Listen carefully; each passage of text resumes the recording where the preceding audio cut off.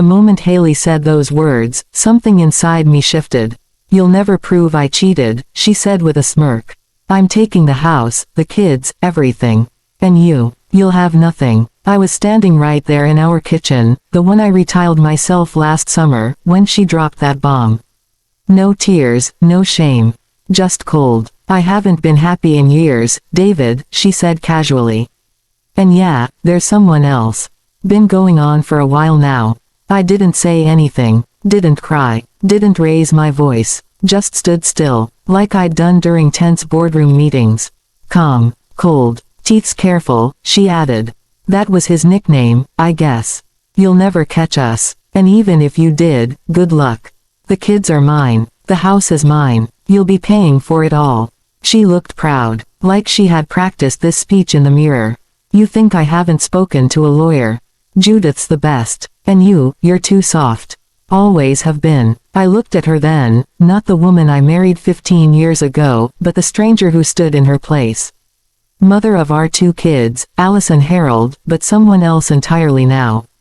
"Okay, Haley," I said. "Just that. Nothing more." Her smile twitched. That wasn't the reaction she expected. The next 2 weeks were quiet but tense. She moved into the guest room, her choice, and started telling the kids, "Mommy and Daddy are just figuring things out. But you'll be with me most of the time." She served me divorce papers 2 days later. Full custody, the house, the car, almost half my paycheck in alimony. She thought I'd fold. She thought she knew me. She didn't. This morning, I sent an envelope. Plain brown, marked confidential, sent straight to her. No one else. It arrived just before lunch. I sat in the living room when she walked in from her errands, spotted it on the kitchen island. From the couch, I saw her pick it up. Still smirking, she took it to the guest room. Silence. Then, an hour later, a sound. Not a scream, more like a shocked gasp. Like someone had their breath knocked out of them. She didn't come out for hours. When she finally did, her face was pale. Her eyes, wide, not a trace of smugness left. No words, just a straight walk to the wine cabinet. She poured herself a full glass and went right back to the room. The next morning, my lawyer, Mr. Carl, called me. "You'll like this," he said with a chuckle. "Guess who phoned me at 7 a.m.? Judith." I asked. Bingo. Sounded like someone kicked her in the throat. Told me there's been a misunderstanding and that Haley might be open to more, fair negotiations. I smiled. Haley didn't speak to me until 2 days later. She cornered me in the kitchen. "David," she whispered, voice trembling, "what was in that envelope?" I just looked at her. Let the silence hang. She didn't press. She knew. "David," she whispered again, "what was in that envelope?" I didn't answer right away. I just looked at her. "You tell me, Haley. You opened it." Her eyes narrowed. The calm tone in my voice was driving her nuts. "This is insane," she snapped. "You can't use that. It's an invasion of my privacy." "Oh, was it an invasion of your privacy, Haley, when you were in our bed, with Keith? Or when you spent money from our joint account on that fake yoga retreat that turned out to be a week with him at a boutique hotel?" She went quiet. Then her face turned pale. You spied on me." "No," I said calmly, "I gathered facts. Facts you were so confident I'd never find. That pie, worth every dollar." She stepped back a little, panic flickering across her face. "You'll still lose," she hissed. "Miss Judith says this changes nothing. Custody, the house, it doesn't matter." I almost laughed. Bless Judith's cold little heart. Haley didn't take it well. She started playing dirty. First, she went straight to our daughter. She told Alice, "Your dad wants to kick Mommy out and leave us with nothing." Alice came to me crying. That was hard, but I sat her and Harold down and told them the truth, in a way they could understand. "Sometimes grown-ups have problems," I explained gently. "But no matter what happens, Daddy will never stop loving you. You'll always be safe." Haley burst in mid-conversation, screaming that I was poisoning them against her. The next day, she called my sister sobbing, telling her I'd become a monster. Said I was obsessed with destroying her. My sister knows better. She called me. "David, she's spiraling," she said. "She thinks everyone owes her something." "I know," I replied. "I'm just staying calm. She's digging her own hole. Then came the Wi-Fi stunt. Haley unplugged the router, hid the power cord, and changed the password. Real mature. I used my phone's hotspot, ordered a new cord. Got it the next morning. I didn't argue with her once. That silence drove her mad. Then came the real shift. Judith reached out again, urgent settlement conference. Mr. Carl didn't blink. We showed up. One side of the table, me and Mr. Carl, calm and quiet. Other side, Haley and Judith. Haley looked nervous. Judith had her usual frozen expression. Judith tried opening the meeting with a soft, almost sweet tone. We just want to make sure the children are stable and taken care of. Carl cut her off. 50-50 custody. The house sold. Proceeds split after proper accounting of marital assets. No spousal support. Judith's eye twitched. No spousal support, she repeated, given Haley's actions and her current income. Correct, Carl said, his tone polite but firm. Then came the folder. Mr. Carl laid it down slowly. Receipts, reports, photos. Haley's face dropped. Judith tried to maintain composure. Inside, everything the pie had collected. Every date, every dinner with Keith. Hotel bookings, photos of them together, touching, kissing, laughing. The account paying for all of it. Funded during our marriage, making it marital property she misused. Emails, sent from her work account, where she bragged about how she'd take me to the cleaners. How I was too soft. How the kids would think I was the bad guy. And the cherry on top. A short audio clip. Andrea, a close friend, had recorded Haley during lunch one day.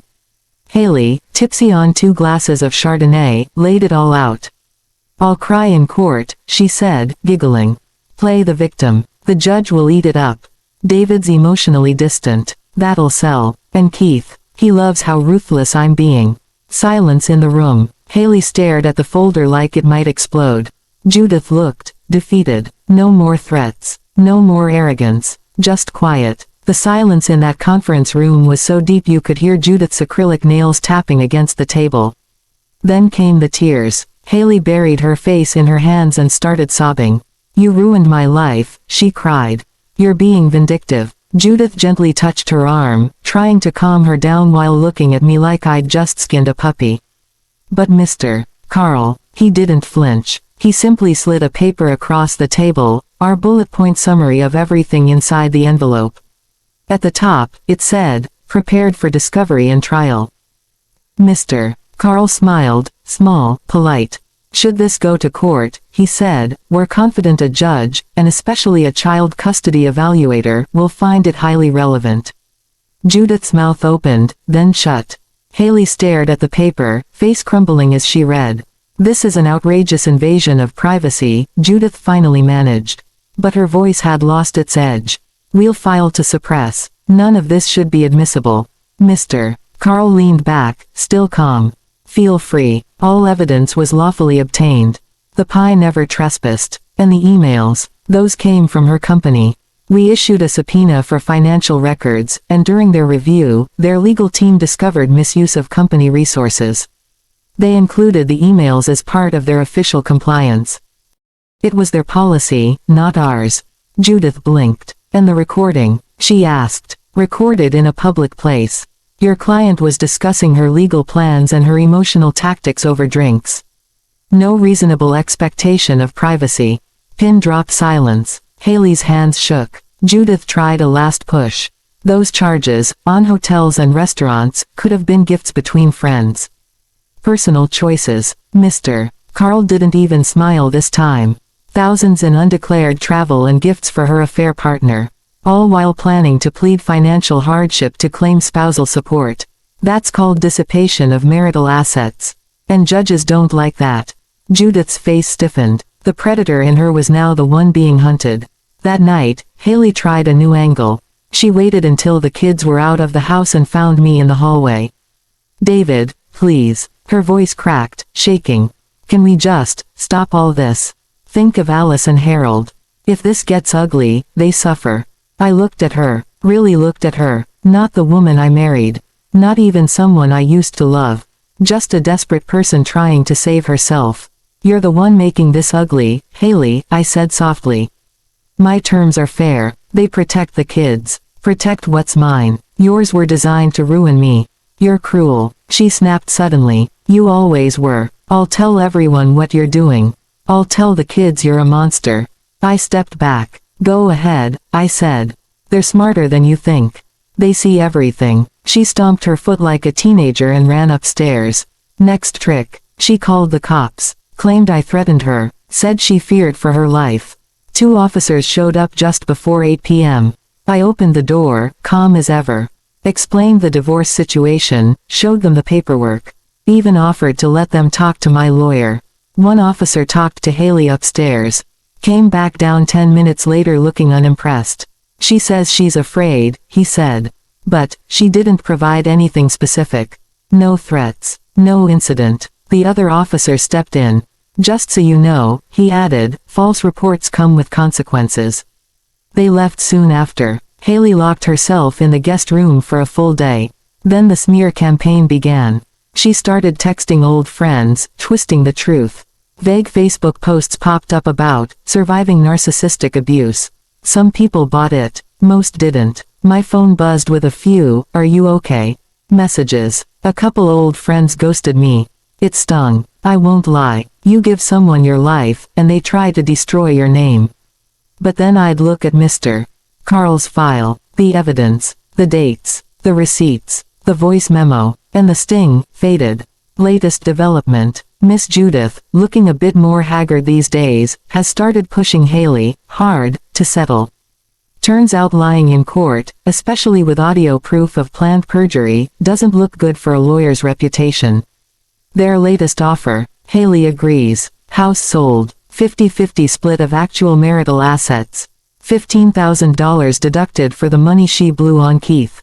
No spousal support. Shared custody. Close to exactly what I proposed at the beginning. And just like that, the game changed. By the end, Haley and Judith were still clinging to bits and pieces, trying to soften the blow. Judith started gently suggesting a tiny amount of rehabilitative alimony. Mr. Carl didn't even blink. No spousal support, he said. Haley is employable. She created this storm. She can clean it up. The custody fight was the hardest part. Haley was terrified of losing primary custody. She fought tooth and nail to hold onto it. But the evidence was too clear, those emails, that voice recording, the documented efforts to alienate the kids from me. The judge saw right through it. In the end, the court ruled for 50-50 joint legal and physical custody, with a parenting coordinator to keep things smooth and an app for all our communications. Haley didn't smile once through the last hearing. Not once. Still, somehow, she sees herself as the victim. Like I tricked her, by not being as stupid and soft as she thought I was. She signed the final divorce papers with a pen like it was a dagger. No apology. No ownership. Just venom. Judith's calls stopped being frantic. Just quiet cleanup now, damage control for a client who burned her own house down. Final breakdown. Here's how it ended. The house was sold. After subtracting what she spent on Keith, we split the remaining equity 50-50. I used my share for a new townhouse. Not flashy, but peaceful. Keith. He ghosted her. Once he saw she wasn't bringing luxury into their life, he vanished. Typical. Custody. Equal fare. Clear parenting schedule, court-approved communication app, and a warning from the judge about behavior going forward. Spousal support. 0. Not even a penny. Her actions spoke louder than any plea she made. Other assets. Split. Retirement, savings, cars, fair and square, after adjusting for the $15,000 she blew on her affair. She's not happy. Let's just say that's the understatement of the century. Still bitter. Still loud. Still telling anyone who'll listen that she escaped a controlling marriage. I saw her at Alice's school play last week. She walked past me like I didn't exist. Then, loudly enough for me to hear, she told another parent, "I'm finally free." I just smiled. Alice was glowing on stage, playing a talking tree in a green costume with construction paper leaves taped to her arms. She looked straight at me and waved. I waved back. That's where my joy is now. Not in beating Haley, not in what she lost, but in what I kept. Yes, some days were heavy. There were nights I stared at the ceiling, thinking maybe I should just give her what she wanted, just to end the chaos. But then Harold would run in with a silly joke, or Alice would curl up next to me asking for help with her science project.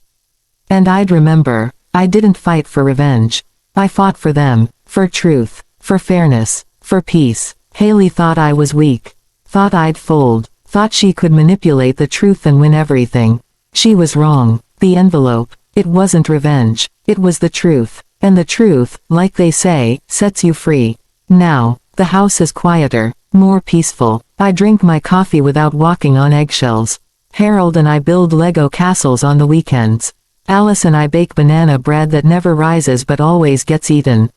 Small things, but everything. Haley still believes she lost to a monster. But she didn't. She lost to the version of me that finally said, no more. Thanks for listening to my story. This was never easy to write.